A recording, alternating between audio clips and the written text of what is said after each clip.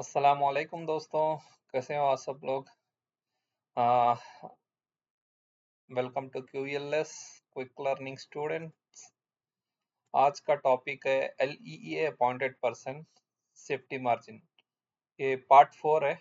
अब तक पार्ट 3 तक तो मैं बना दिया हूँ। आप पिछले वीडियोस देखे होंगे। ये पार्ट 4 है और इस पार्ट 4 में हम सेफ्टी मार्जिन्स के बारे में जानेंगे। ओके, सेफ्टी मार्जिन्स क्या होता है, किस चीज़ को हम लोग सेफ्टी मार्जिन से ऐड करते हैं। ओके, वो मैंडेटरी है या रिकमेंडेशन है, ये इस वीडियो में मैं आपको बताऊंगा। ओके, और इसके साथ साथ ग्राउंड बेरिंग प्रेशर और मैट साइज कैलकुलेशंस भी मैं आपको बताऊंगा। ओके, अब चलो आगे बढ़ते हैं। अभी first of all safety margin क्या है।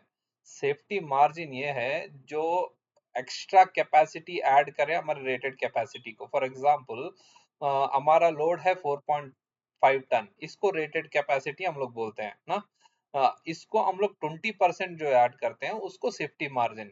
फॉर एग्जांपल ये 4.5 रेटेड कैपेसिटी प्लस इंटू 1.2 ये extra capacity is equals to 5.4 ton. इसे सेफ्टी मार्जिन कैपेसिटी बोलते हैं। ये किस लिए यूज करते हैं, एक्चुअली सेफ्टी मार्जिन हम लोग को जरूरत है कि नहीं।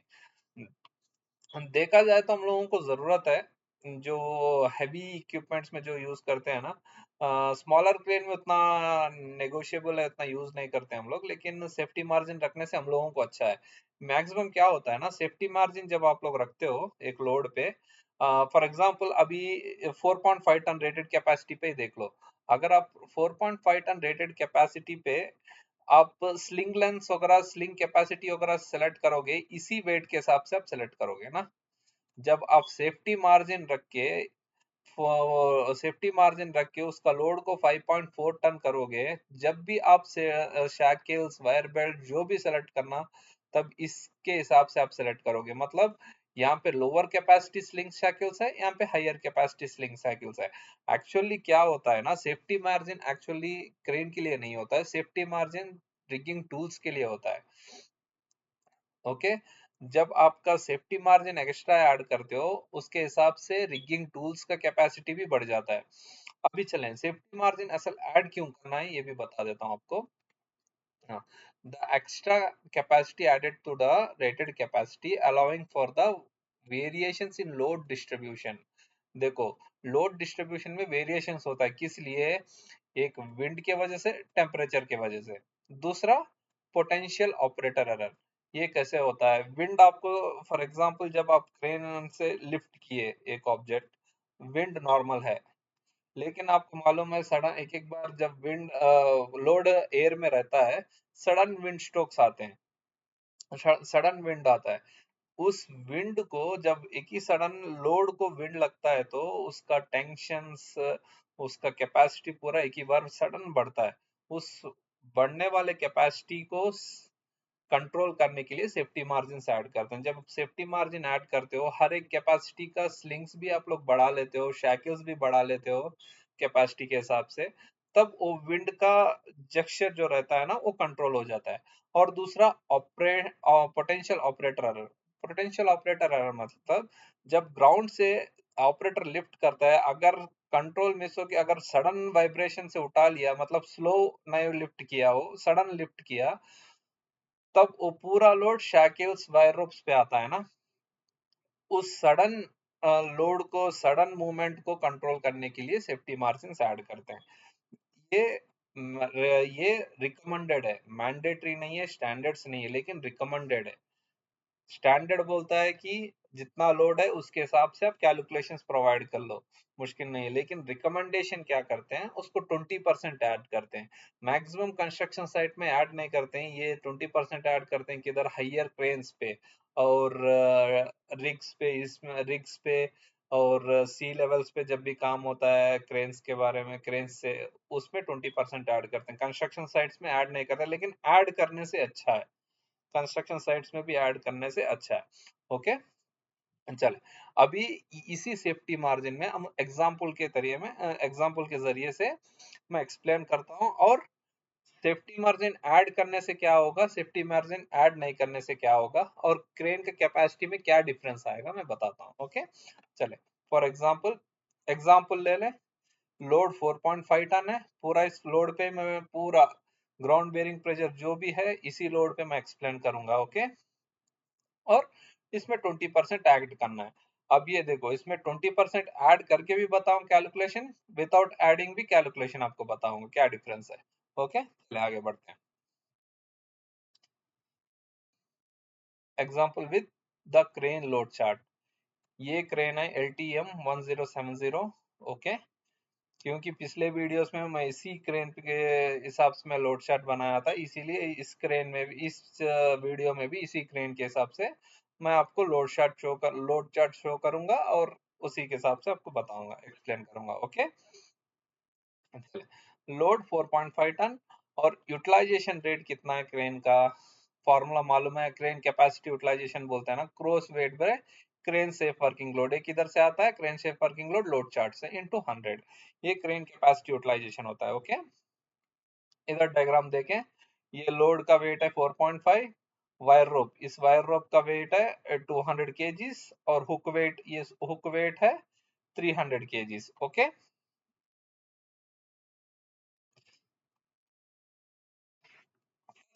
हम लोग विदाउट 20% ऐड किए हुए कैलकुलेशन करेंगे। ओके, क्रेन कैपेसिटी यूटिलाइजेशन हम लोग करेंगे। फॉर्मूला क्या है कैपेसिटी यूटिलाइजेशन का, gross weight by crane safe working load into 100। Okay, gross weight कितना है 4.5 टन, इसमें याद रखें इसमें 20% मैं ऐड नहीं किया हूँ। ओके, 4.5 टन और हुक का वेट 300 केजीज और वायर रोप्स का 200 केजीज, टोटल हुआ 5 ton. Okay, 5 ton. No, capacity utilization calculate करेंगे। यूटिलाइजेशन रेट क्या है इसमें, gross weight by crane safe working load. Gross weight कितना है 5 टन, ये 5 टन इधर आ गया और 7.5 टन ये लोड चार्ट से आया, मैं बता देता हूँ आपको नीचे, ये देखो बूम लेंथ है 46.9 और रेडियस 14, इसका वैल्यू हुआ ये वाला 4.7.1। ओके, इसी के हिसाब से क्रेन का लोड चार्ट से मैं लिया हूँ 7.1 इंटू 100। अभी कैपेसिटी यूटिलाइजेशन कितना आ गया हम लोगों को, 70.4 टन आया। ये याद रखना, ये मेन है। अभी मैं 20% जब ऐड करूंगा उसमें डिफरेंस आपको पता चल जाएगा। अभी 70% आ गया। साइट का नॉर्मल, साइट का रिकमेंडेशन क्या है, क्रेन कैपेसिटी यूटिलाइजेशन साइट पे 75% यूज करते हैं ना, हर एक साइट पे मैक्सिमम यही करते हैं। 75% एग्जिट नहीं होना, ज्यादा नहीं जाना चाहिए। ओके, क्रेन कैपेसिटी यूटिलाइजेशन 75% है। चलो, अब इसी लोड को 20% में ऐड करके मैं आपको शो करता हूँ। ओके, चलो, with 20% safety margin added to the load. Okay, load कितना है 4.5 ton, added 20% extra to the load for sling safety. मैं बताया था ना स्लिंग सेफ्टी इसके लिए। ओके, 20% मतलब मल्टीप्लाई 1.2 से करते हैं। लोड 4.5 इंटू 1.2, 1.2 मतलब 20% मल्टीप्लाई कर रहे हैं, तब लोड कितना हो गया 5.4 टन हुआ। विदाउट 20% 5 टन आया था, 20% ऐड करने से 5.4 टन आया था। ओके, अभी इसका कैपेसिटी यूटिलाइजेशन ऐड करेंगे, क्रेन कैपेसिटी यूटिलाइजेशन चेक करेंगे। यूटिलाइजेशन रेट कितना, gross weight by crane safe working load into 100, same load chart है, सब कुछ सेम है। चलो, अभी 5.4, हुक वेट कितना 0.3, इधर से देख लेना 0.2, वायर रोप वेट है, टोटल आया हम लोगों को 5.9 टन आया ना। 5.9 टन, पिछला उसमें कितना आया हम लोगों को, टोटल ऐड करने से 5 टन आया था। ओके, इसमें 5.9 टन आया।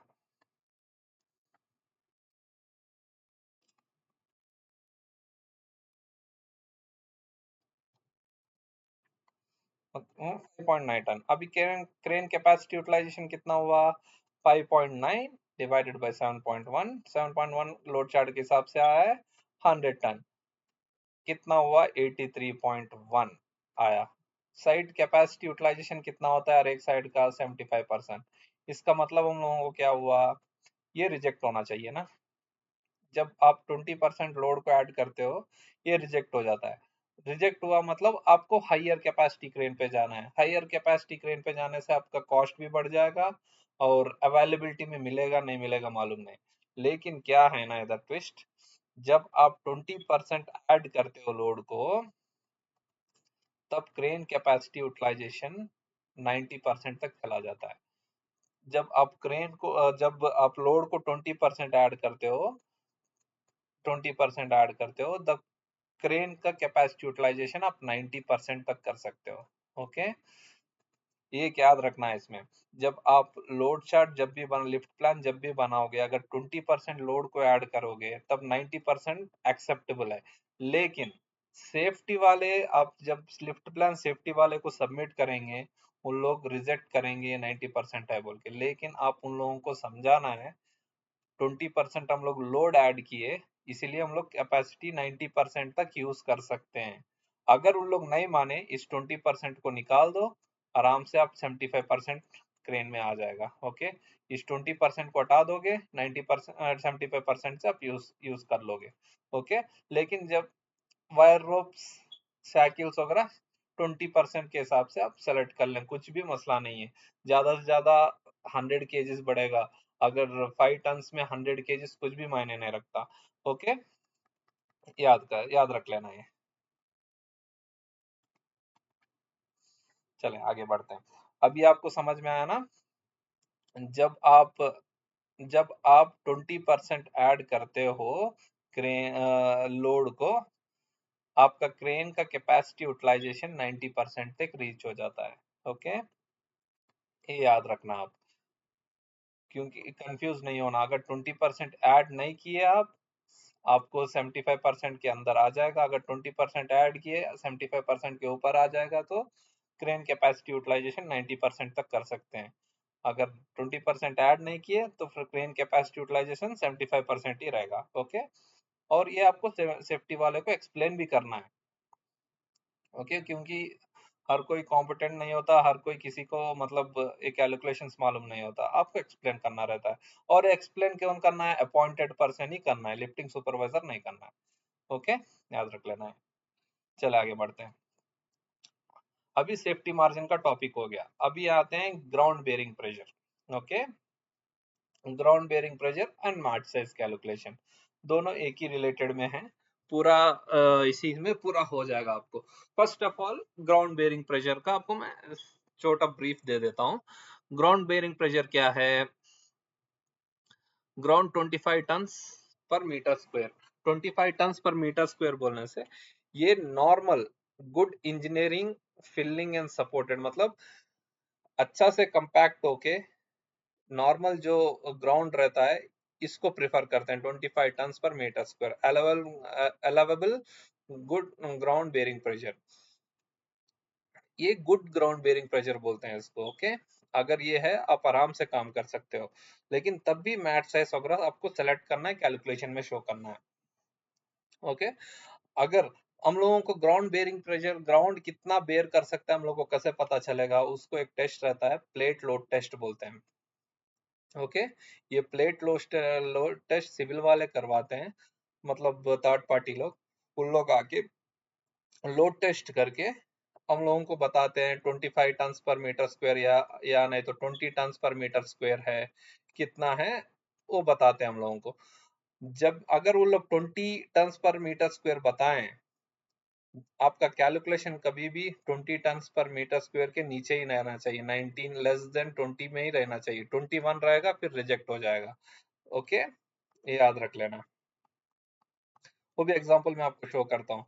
एग्जांपल देखो, आउटरिगर फोर्स 100 टन है, मतलब चार आउटरिगर फोर्स 100 टन है, और एक क्रेन में कितने आउटरिगर, एक आउटरिगर पे 100 टन है। ओके, आउटरिगर फोर्स, एक आउटरिगर का बात कर रहा हूँ, 4 आउटरिगर का नहीं, एक आउटरिगर पे 100 टन फोर्स आ रहा है और उसका पैड साइज है 4 मीटर स्क्वायर। तब कितना हुआ, 100 डिवाइडेड बाय 4 करने से 25 टन पर मीटर स्क्वायर आया ना, 25 टन पर metre square. If your soil can only support 20 tons, you need a bigger mat size। अब यहाँ पे देखो, हमारा कैलकुलेशन के हिसाब से 25 टन मीटर स्क्वायर आया, लेकिन ग्राउंड कितना एक्सेप्ट कर रहा है? 20 टन पर मीटर स्क्वायर। ग्राउंड का कैपेसिटी इतना ही है, मतलब हम लोगों का 5 टन पर मीटर स्क्वायर ज्यादा है। तब हम लोग क्या कर सकते हैं, इस 4 टन को लेके जाके 4 मीटर स्क्वायर का 6 मीटर स्क्वायर मैट साइज बढ़ा लेना है।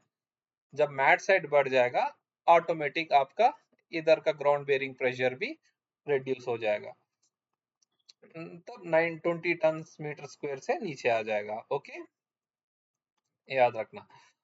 अभी 4 मीटर्स, अब ये सिंपल डायग्राम है, मैं आपको शो किया हूँ। 4 मीटर स्क्वायर है ना, मतलब इधर से 2 मीटर है, इधर से 2 मीटर है, दोनों को इंटू करने से 4 स्क्वायर मीटर्स आया ना।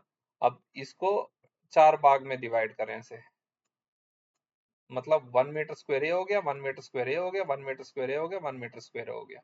अब यहाँ पे क्या दिया है, 25 टन पर मीटर स्क्वायर, मतलब इस 1 मीटर स्क्वायर में 25 टन मीटर, 25 टन पर मीटर स्क्वायर, 25 टन एक्ट कर रहा है फोर्स। ओके, ये जस्ट एग्जांपल के एक्सप्लेन करने के लिए दिया हूँ, ये समझने के लिए। ओके, समझना। 4 मीटर स्क्वायर है, 25 टन पर मीटर स्क्वायर है।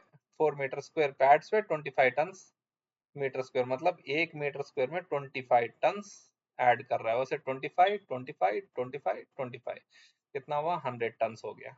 ओके, चलें अभी आगे बढ़ते हैं। आपको ground calculation of ground bearing pressure और मैट साइज दोनों एक्सप्लेन करूंगा, कैसे कैलकुलेट करना है मैट साइज और ग्राउंड बेयरिंग प्रेशर। ओके, इसमें 3 फॉर्मूलाज है जी। फर्स्ट, इसको कैलकुलेट करने के लिए हम लोगों को 3 फॉर्मूलाज है। एक क्रेन वेट फाइंड आउट करना है, दूसरा मैट साइज फाइंड आउट करना है, उसके बाद ground bearing pressure find out करना है। ये तीन एक से इंटर रिलेटेड है। कैसे, मैं समझाता हूँ। देखो, हम लोगों को क्या कैलकुलेट करना है, ग्राउंड बेयरिंग प्रेशर कैलकुलेट करना है, मतलब ग्राउंड बेयरिंग प्रेशर इसको कैलकुलेट करना है। इसमें क्या है, इसका फार्मूला क्या है, total weight on one outrigger, मतलब 4 आउटरिगरों में से 1 आउटरिगर का टोटल वेट ऑन 1 आउटरिगर और divided by actual mat size, divided by actual mat size ना। अब ये total weight on one outrigger के फाइंड आउट करने के लिए हम लोगों को मैट साइज फाइंड आउट करना है ना। Total weight on one outrigger divided by ground bearing pressure. Okay, actual mat size find out करने के लिए ये भी फाइंड आउट करना है। उसके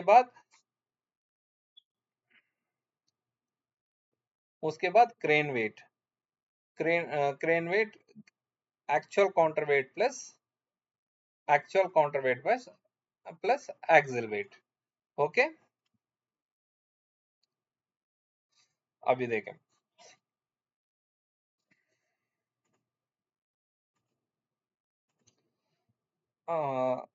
क्रेन वेट,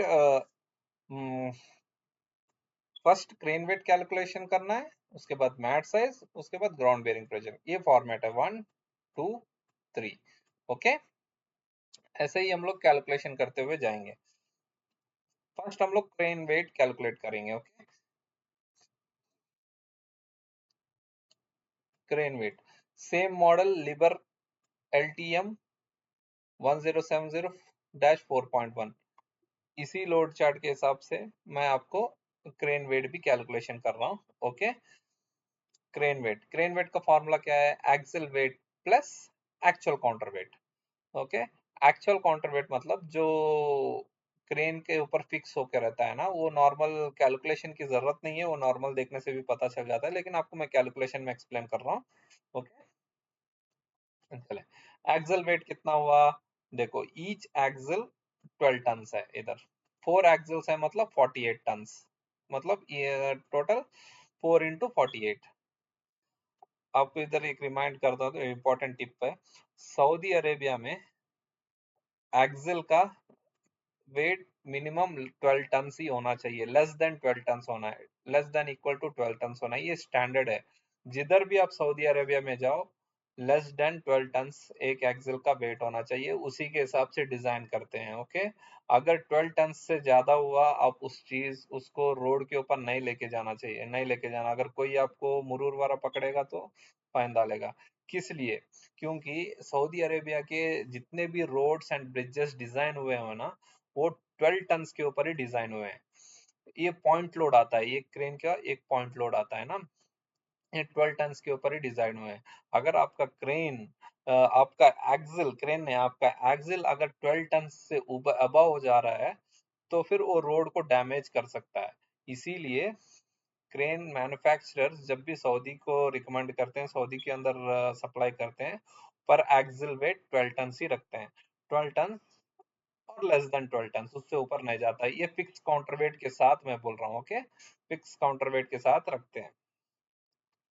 लेकिन अब हम लोग कैलकुलेशन में दूसरा मेथड यूज करेंगे। सेम देखो, एक्सिल वेट कितना हुआ, 12 इंटू 4, मतलब 12, 4 एक्सिल है इंटू 12 टन, 48 टन। ओके, और काउंटर वेट कितना हुआ, 14.5 टन। ये लो फुल काउंटर वेट इसका ना 1070-4.1 फुल काउंटर वेट है, 14.5 टन है इसका। हाँ, फिक्स्ड काउंटर वेट कितना, फिक्स काउंटर वेट मतलब एक क्रेन के ऊपर एक काउंटर वेट रहता है, दूसरे थोड़े काउंटर वेट नीचे लगे रहते हैं, जब ऑपरेशन के वक्त ट्रेलर्स के ऊपर से लेके जाके वो लोड करते हैं उसके ऊपर, क्रेन के ऊपर ना, वो लगाते हैं क्रेन को, उसको फिक्स काउंटर वेट। और फिक्स काउंटर वेट कितना बोला इधर, 10.7, मतलब जब भी हम लोगों को जरूरत पड़े 10.7 लगाना चाहिए क्रेन के ऊपर। अभी टोटल काउंटर वेट में फिक्स काउंटर वेट माइनस कर दें, total minus 14.5 minus 10.7, that is equal to 3.8 ton. मतलब आपका इस क्रेन के ऊपर काउंटर वेट कितना है, 3.8 टन लगा हुआ है। ये कभी भी लगा रहता है, इसको निकालते नहीं है कोई भी। ओके, नॉर्मली मैं कैलकुलेशन में बताया हूँ, लेकिन आप लोग तो नॉर्मल क्रेन के ऊपर जाके भी काउंट कर ले सकते हो कितना टन लगा हुआ है। ओके, अभी क्रेन का वेट कितना हुआ, axle weight plus actual counter weight. Axle weight कितना, 48 टन। एक्चुअल काउंटर वेट कितना, 3.8, मतलब 3.8 plus 3.8 that is equal to 51.8 ton. मतलब इस क्रेन का टोटल वेट हुआ 51.8 टन। ओके, तो अभी क्या है, मैट साइज। अभी क्रेन वेट हम लोग कैलकुलेट किए, अभी मैट साइज कैलकुलेट करना है। मैट साइज का फॉर्मूला क्या है, total weight on one outrigger divided by ground bearing pressure. Okay, total weight on one outrigger कैसे कैलकुलेट करेंगे, उसका फॉर्मूला ये है, देखो, total weight on one outrigger is equal to 75% of crane weight plus 100% of gross weight. Okay, 75% of crane weight मतलब हम लोग इधर कैलकुलेट, टोटल क्रेन वेट कितना कैलकुलेट किए, 51.8 टन। इसका 71% हम लोग उधर लेना है। मतलब देखें, 51%, 51.8 का 75% कितना हुआ, 38.85। याद रखना हाँ? मतलब total weight on one outrigger का फॉर्मूला क्या है, 75% of crane weight plus 100% of gross weight. 75% of crane weight किधर है, इधर फॉर्म कैलकुलेट किए हम लोग, 0.75 इंटू 5.18। 5.18 कैसा है, ऊपर हम लोग कैलकुलेट किए क्रेन वेट में। Okay, that is equal to 38.85 ton आया।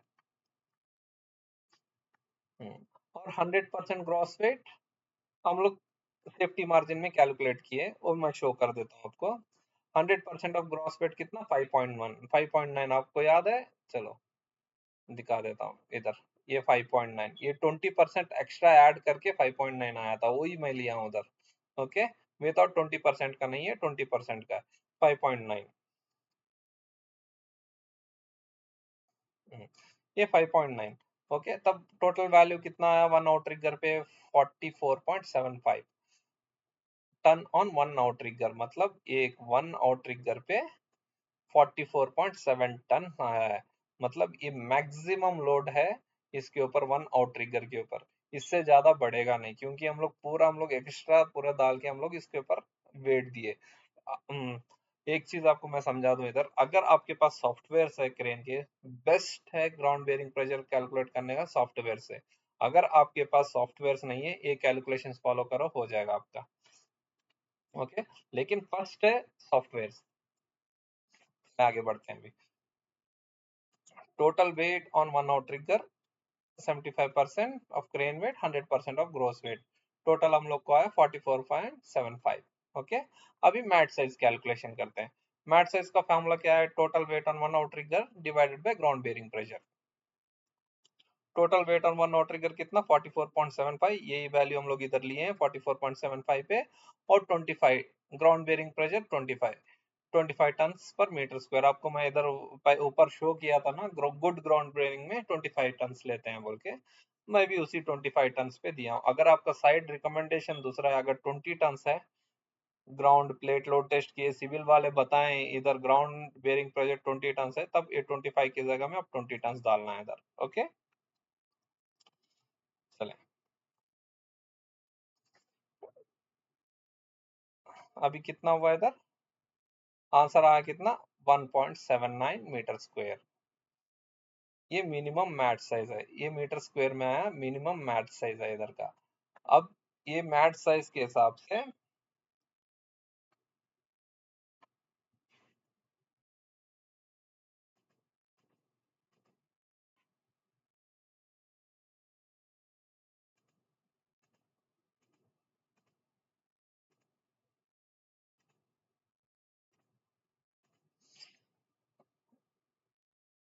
ये मैट साइज के हिसाब से अब एक्चुअल मैट साइज हम लोग लेंगे।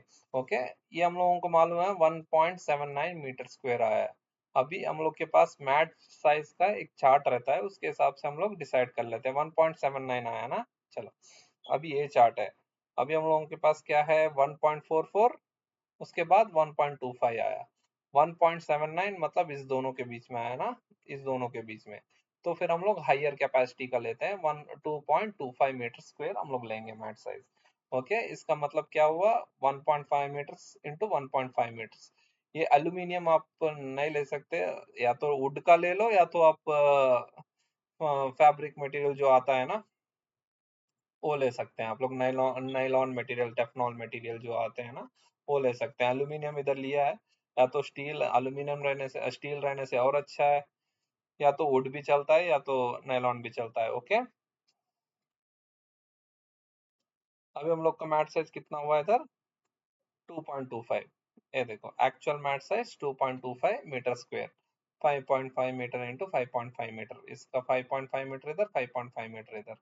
ओके, 2.25 मीटर स्क्वायर है। अभी हम लोग को मैट साइज आ गया। Next ground bearing pressure calculate करना है। चलो, next ground bearing pressure. Ground bearing pressure का फॉर्मूला क्या है? Total weight on one outrigger divided by actual mat size. अभी total weight on one outrigger हम लोग पिछला साइड में कैलकुलेट किए, कितना है इधर देख लेते हैं, चलें। Total weight on one outrigger 44.7 tons on one outrigger ना, वही 44.7 टन्स इधर लिए। ओके, और एक्चुअल मैट साइज किधर से आया? हम लोग कैलकुलेट इधर किए, देखो एक्चुअल मैट साइज। ओके, ये इधर एक्चुअल मैट साइज आया। अभी वैल्यू कितना? 19.88 टन्स पर मीटर स्क्वायर।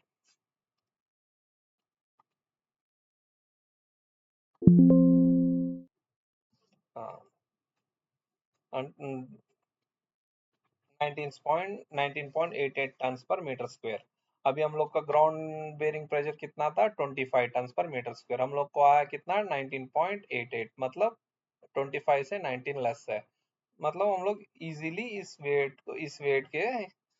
वेट से हम लोग लोड को उठा सकते हैं। ओके, कितना डिफरेंस है? 25 माइनस 19.88, डिफरेंस कितना हुआ? 5.12 टन्स पर मीटर स्क्वायर। ये डिफरेंस है, मतलब इतना लेस है। अभी आपको समझ में आया होगा ग्राउंड बेयरिंग प्रेशर कैसे कैलकुलेट करते हैं, मैट साइज कैसे कैलकुलेट करते हैं। ओके, इधर फिर से मैं एक्सप्लेन कर देता हूँ। इधर ground bearing pressure ground bearing pressure का फॉर्मूला क्या है? Total weight on one outrigger divided by actual mat size. Total weight on one outrigger आपको एक्सप्लेन किया हूँ किधर हम लोग कैलकुलेट किए, और एक्चुअल मैट साइज में हम लोग किधर के कैलकुलेट किए। 22.5 2.25 metre square divided is equals to 19.88 ton पर मीटर स्क्वायर। ये 25 टन मीटर स्क्वायर से कम है 19.88।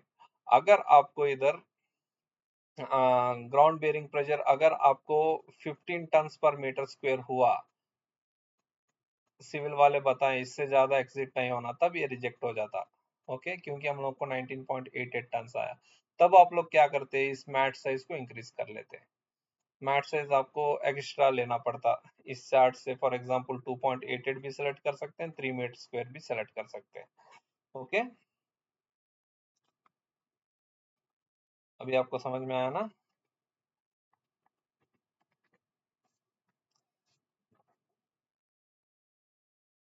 ये ग्राउंड बेरिंग प्रेशर कैलकुलेशन और मैट साइज कैलकुलेशन।